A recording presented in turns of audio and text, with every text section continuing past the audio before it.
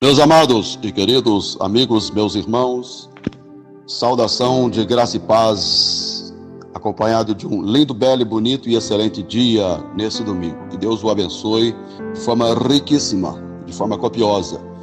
Aqui é teu irmão, o pastor Claudinei Gomes. Estamos chegando para mais uma manhã teológica. Manhã esta que a gente vem comendo, alimentando e degustando da santa, poderosa e inerrante palavra do eterno Deus. Não é uma manhã de uma mensagem eletrizante, todavia uma manhã de mastigar todo o conteúdo e sais minerais pelas quais a Bíblia tem a nos oferecer, para que possamos estar muito bem vitaminados, pela quilometragem do caminho chamado vida. Entre muitos e muitos temas que nós abordamos aí, estamos aí já por um bom tempo, todo domingo de manhã. Caso alguém quiser esses temas, depois você me dá um toque, a gente faz notória e extensiva a todos vocês, tá bom? Porque toda semana muita gente entrando aqui no nosso celular, então a gente não consegue tá lembrando, então, de estar mandando. Então, caso você quiser, você pode entrar aqui no nosso privado, tá bom? E pedir, outros temas aí. Temos temas sobre família, temas sobre poder, temas sobre o anticristo, a pré-manifestação do anticristo, E, enfim, sobre adoração. E hoje, gente, tá? Caso até se você quiser entrar em contato com a gente, visto que o nosso áudio aqui ele é extensivo para várias partes do país e viaja até para fora do país, Europa, tudo, muita gente compartilha para outros lados aí. Então eu já deixo aqui o nosso contato, caso você quiser, tá? Que é 0 operadora 12 981 26 16 30, tá bom? Gente, hoje eu quero tratar de um assunto muito sério com todos vocês aqui. Hoje eu quero tratar de um assunto seríssimo. Eu vou falar um pouquinho aqui hoje na manhã nesse dia sobre o mundo espiritual. Esse áudio tem 20 e poucos minutos. Tá? Se alguém falar que é longo, nem continue ouvindo, porque você não tem sede pela palavra, porque longo, na verdade, é o tempo que a gente tira por rede social, Instagram, WhatsApp, Facebook, televisão, cinema, qualquer coisa, Agora, 20 minutos para alimentar da palavra é nada, é pouco demais, tem que ser 2 horas. Então eu louvo até a Deus por muita gente que no domingo como esse já fica esperando, dizendo: pastor, eu já estava esperando. Glória a Deus por pessoas que ainda amam a palavra, tá? Porque enquanto o diabo está destruindo vidas por intermédio da rede social, nossa intenção e objetividade é fazer com que, por intermédio da rede social, vidas possam ser tocadas, inflamadas e edificadas pelo poder da palavra. Tomarei em mãos a Bíblia Sagrada, o exemplar da mesma, e observando a carta do apóstolo Paulo, dirigida aos crentes que se encontravam na cidade de Éfeso, ou como carinhosamente você queira, ver como Efésios, nós vamos pegar o capítulo 6, laurear a partir do versículo 10, que diz assim, gente, olha só que interessante: no demais, irmãos meus, fortalecei-vos no Senhor e na força do seu poder. É muito bom frisar aqui, interessantemente, que a força que nós temos não está pautada no campo horizontal, e sim vertical, A força que temos vem não de nossos braços, porque maldito é o homem que confia na força do seu braço, mas ela vem de Deus. Por isso que Paulo disse em Filipenses capítulo 4, versículo 13, que tudo posso, e posso não é porque canto, prego, coisa parecida. Posso naquele que me fortalece. Então a força vem de Deus. Fortalecei-vos no Senhor. Aí no verso 11, diz assim, revesti-vos de toda a armadura de Deus, para que possais estar firmes contra as astutas ciladas do diabo. Ou seja, se a gente mergulha no túnel do tempo e para lá no primeiro livro da Bíblia, Gênesis, que é o primeiro livro do Pentateuco, que vem da palavra penta, que na língua grega significa 5, que foram 5 primeiros livros escritos pelo pastor Moisés, Gênesis, Êxodo, Levítico, Número e Deuteronômio. E no início você vai ver que Deus, quando fez o primeiro casal, eles não tinham vestimenta, e ao pecar, percebendo a nudez, eles fazem para si vestimentas. Paulo não está falando em vestir, Paulo está falando em revestir. Então, na luz da íntegra e lógica, o que é revestir, gente? Revestir é uma vestimenta sobre outra vestimenta. E este revestimento é espiritual, justamente pelo verso 12, quando diz assim, olha, porque não temos que lutar contra a carne e o sangue. Na linguagem mais aplicada para os dias de hoje, diz, nós não temos que lutar contra pessoas, contra vidas, Mas, sim, contra os principados, contra as potestades, contra os príncipes das trevas deste século, contra as hostes espirituais da maldade nos lugares celestiais. É claro que eu não vou ter tempo de abordar tudo, porque esse estudo faz parte de um seminário de 3 dias que a gente realiza nas igrejas. Então não dá para abordar tudo. Só vou resumidamente dizer uma coisa a todos os senhores aqui. Quando Paulo está dizendo que a nossa luta não é contra carne e sangue, você tem que fazer uma pergunta. E a pergunta pelo caminho da racionalidade é o seguinte: o que é carne e sangue? Carne e sangue é matéria. Matéria é tudo aquilo que ocupa lugar no espaço, né? Ou seja, tudo aquilo que ocupa lugar no espaço é palpável, tocável, relável e corruptível, que um dia acaba. Logo, qualquer coisa que não ocupa lugar no espaço deixa de ser matéria para ser algo no campo espiritual. Com isso, Paulo está dizendo, sabe o quê? Que a nossa luta não é matéria. A nossa luta, não sendo matéria, não é material. Se não é material, à luz da lógica, é uma luta espiritual. Daí se dizer que quando você entra dentro e penetra nesse mundo espiritual, gente, de cara você descobre 3 coisas. Número 1, você descobre que esse mundo espiritual é formado por pelo menos 3 características. A primeira, que ele é um mundo organizado porque se compõe de principado, potestade e ossos espirituais, que eu precisava muito tempo para falar o que significa isso e não vai encaixar aqui nesse áudio. A gente vem com outro áudio futuramente para falar sobre isso, tá? A segunda característica desse mundo espiritual, ele é composto de 3 espíritos que interagem entre o céu e a terra. Espírito de Deus. Deus não é matéria para ser vista por olho material. A Bíblia diz em João capítulo 4, versículo 23, ali, 22, que Deus é espírito, principalmente 23. Deus é espírito. Importa que os verdadeiros adoradores adoram o Pai em espírito e em verdade, né? Segundo espírito é o espírito do homem, visto que o homem é tricotomia, corpo, alma e espírito. Depois é o espírito do diabo. O diabo, como espírito, não come, não bebe, não dorme, tá? E aí, a terceira característica é em sabermos que ele é um reino dinâmico. Dinâmico porque cada hora é uma nova estratégia, ou seja, se o diabo estrategicamente arquitetou e planejou um meio para fazer você parar, perder, falhar, fracassar ou coisa parecida, se essa estratégia falhou, nem sempre amanhã significa dizer que vai ser a mesma estratégia. E uma outra revelação que eu faço aqui é que a estratégia que o diabo utiliza para pegar você nem sempre significa dizer que vai ser a mesma estratégia que ele vai utilizar e viabilizar para derrubar o irmão aí perto de você ou quem quer que seja, tá? E se tem uma coisa que eu gostaria que não fosse verdade, mas segura aí, meu filho, senta para não cair, que hoje é mocotó cozinhado de fogo a lenha com muita pimenta, tá? Eu quero que você entenda que o diabo conhece seu ponto fraco, seus deslizes, ele sabe da sua apetite. Não se engane, querido. Também é um grande engano pensar que o maior inimigo é ele, onde na verdade é você mesmo. Sua natureza é velha adâmica, sua carne, onde tudo que o diabo faz é aproveitar da sua fraqueza, da sua natureza velha adâmica, da sua fragilidade, das suas fraquezas, dos seus altos e baixos, tá? Dos seus momentos depressivos. Então, se quero hoje, eu gostaria que uma coisa que eu fosse falar aqui não fosse verdade, mas lamentavelmente é que o diabo te odeia. E odeia ao ponto de, mesmo você ter passado por trancos e barrancos, altos e baixos, né? Ele não se dá por derrotado, ele não se dá por vencido, melhor dito, né? De ver você ainda mesmo fraco, indo para uma igreja como hoje à noite. Assim creio. Então, cada vez que você entrando na igreja, procure mesmo adorar a Deus com veemência, visto que você já sabe que se tem alguma coisa no diabo que não tem nós mortais, é paciência, gente. Ou seja, cada vez que você puxa o oxigênio pelas suas narinas e libera o gás carbônico pela sua boca, tem algo no diabo que não tem nós, chamado paciência, de observar que ele vai esperar aquele momento mais estratégico, tá? Para pegar você, arrebentar com você, entendeu? Bom, se a gente sabe que pela Bíblia nós somos o quê? Biológico, sociológico, psicológico, espiritual. Como espiritual, nós somos uma casa baseada em 1 Coríntios capítulo 3, versículo 16, tá?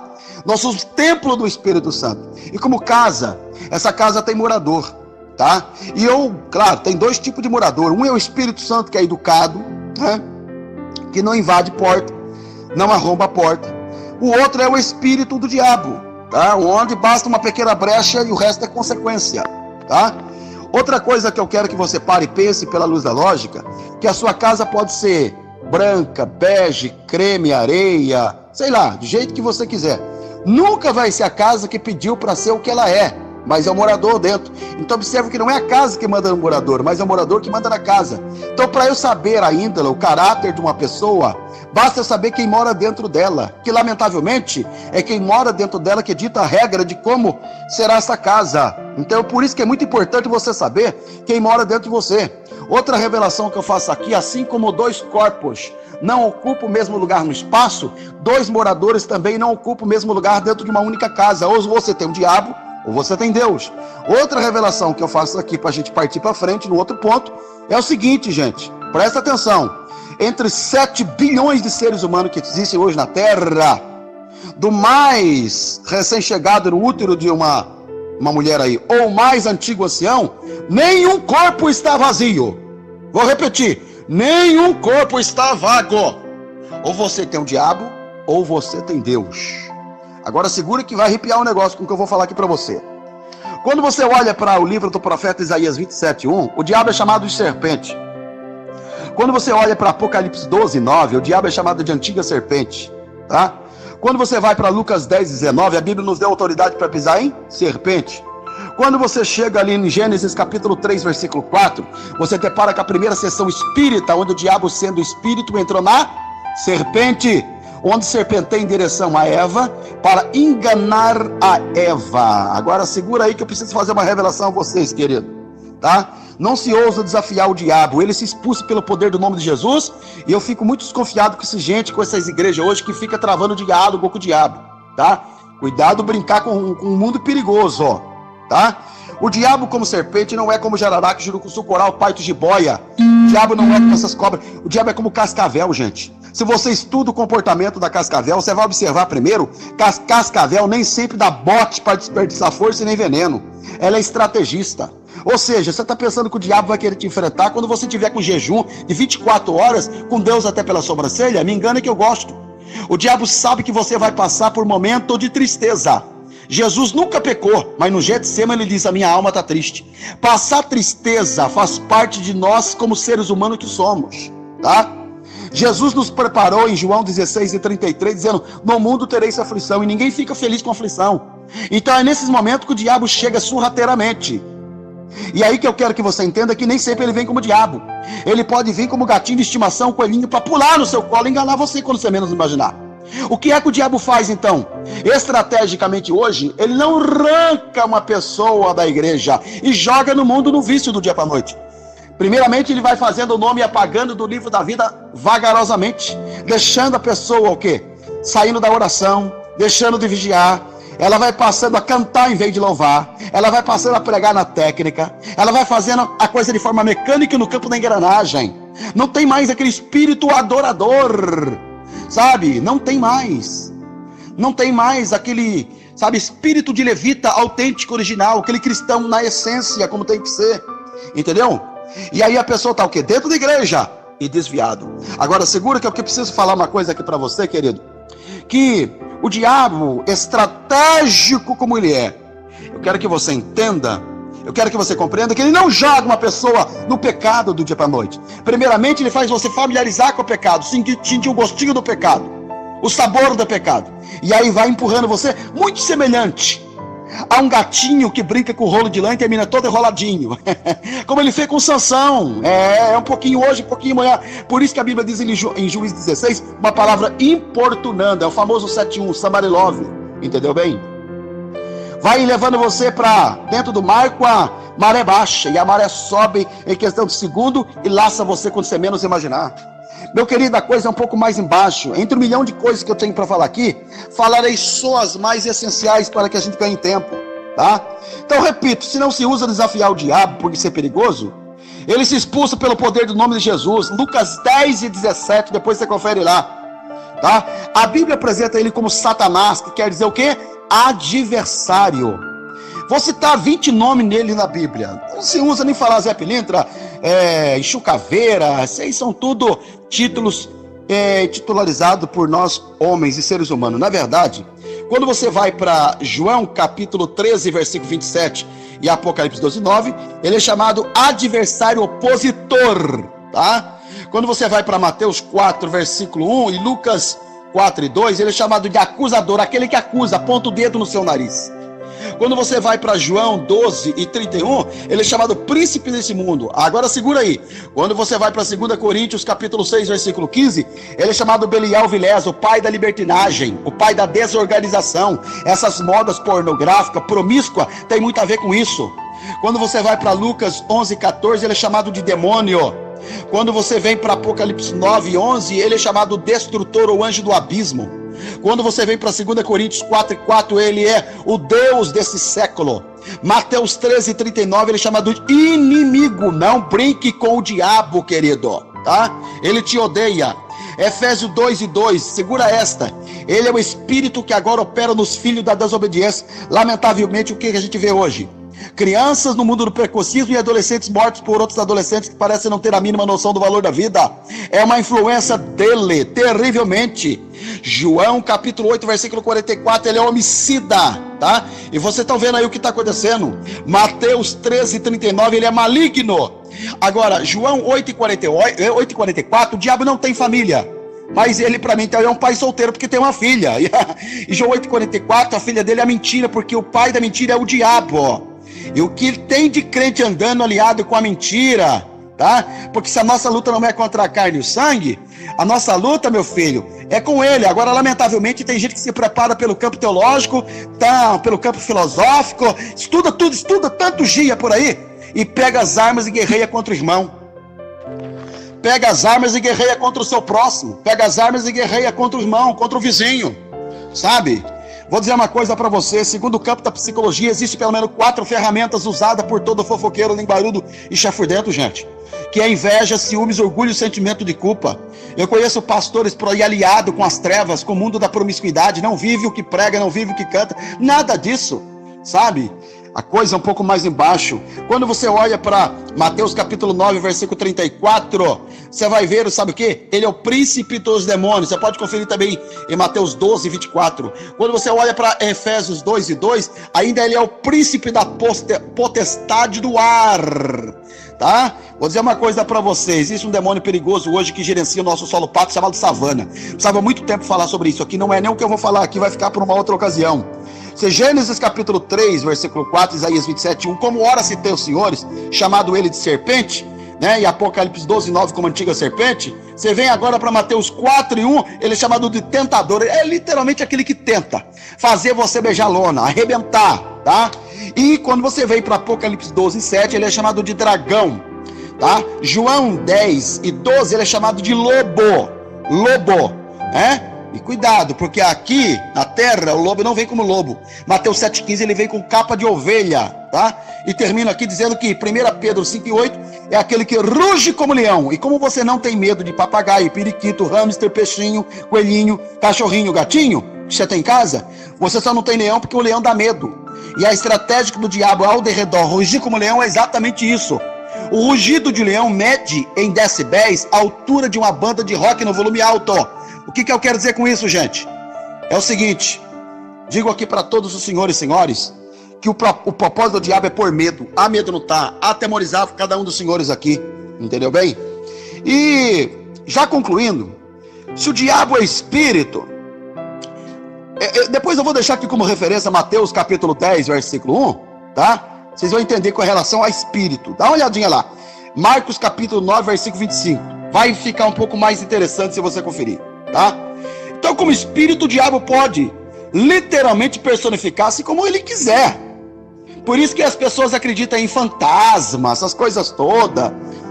Fantasma, lobisomem, vultos, animais, pessoas que já morreram e voltam. Na verdade, dá uma olhadinha para 2 Coríntios capítulo 11, versículo 14, tá? Vou deixar essa referência. Não, eu sei o texto de cor, mas não vou falar a fim de que você pegue a Bíblia. Dê uma conferida lá, tá? E termino falando algo aqui agora muito forte. Veja o que acontece quando o espírito maligno, então, entra num corpo, através de 3 coisas que eu vou dizer a vocês aqui: possessão, opressão e depressão.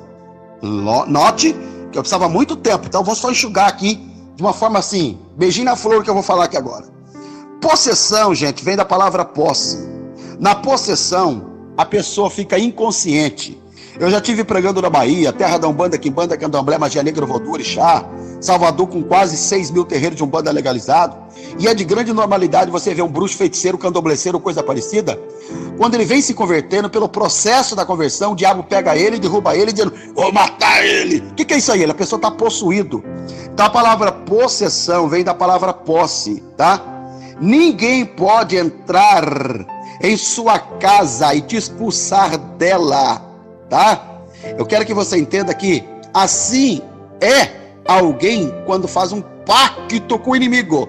O que o inimigo quer? Ele não vai aceitar ser expulso desse corpo pelo fato do pacto, de se achar dono dele. E a libertação aqui você vai encontrar em em Marcos 16, 17. Em meu nome expulsarão os demônios. Tá? Aqui é o nome de Jesus. Sai! Sai ou não sai? Sai!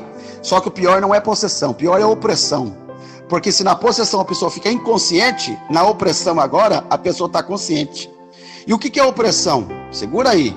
Nós somos fruto do que a nossa mente diz que nós somos. E na opressão o inimigo domina o quê? A mente da pessoa, levando essa pessoa até o quê? Complexo de inferioridade, sabe? Mau humor, ódio no coração, excesso de nervosismo, explosividade, indiferença, tá? É uma pessoa revoltada, invejosa, orgulhosa, ciumenta, prepotente, e aí vai. Agora a libertação que não é o nome de Jesus não, porque senão ela joga na tua cara, eu não tô endemoniada, ora pra mim pra você focar aí. Ela não tá, ela acha que não tá. Todavia não é possessão, é opressão. E aqui a libertação é o poder da palavra de Deus em João 8, 32 e 36. Conhecereis a verdade vos libertará. E se a verdade vos libertar, verdadeiramente vos serei livre. Depois vem a questão da depressão. A depressão pode, tá? Segura aí, levar a pessoa a ficar consciente ou inconsciente, dependendo do grau da depressão, tá? Porque em psiquiatria, o estado resultante de baixo do tono psicológico é o que? A depressão, tá? Ou seja, com desalento, desinteresse, tristeza, fadiga, né? Insônia, anorexia. Então a depressão ela pode variar da neurose à psicose. Na depressão, tudo que a pessoa quer é o quê? Morrer. E muito acaba se suicidando. E o poder aqui já não é nem o nome de Jesus, meu filho. É oração. Tiago 5, versículo 13 ao 16. Eu deixo para a sua meditação. Eu espero que você pegue essa palavra, fundamente do seu coração, compartilhe para outros, muitos aí serem riquissimamente abençoados, tá bom? E que Deus os abençoe de forma poderosa. Que haja um poderoso trovejar da graça, do Espírito de Deus na sua vida, a fim de que você possa viver o melhor que Deus tem para você, com um morador poderoso dentro da sua casa, que é o Espírito Santo de Deus, tá bom? Um grande abraço, queridos. Fiquem todos com Deus. Reforço aqui o nosso contato, pastor Claudinei Gomes, 0 operadora 12 981 26 16 30. E até domingo que vem, com mais uma manhã teológica, querendo Deus com outro tema. Fiquem todos na paz de Cristo.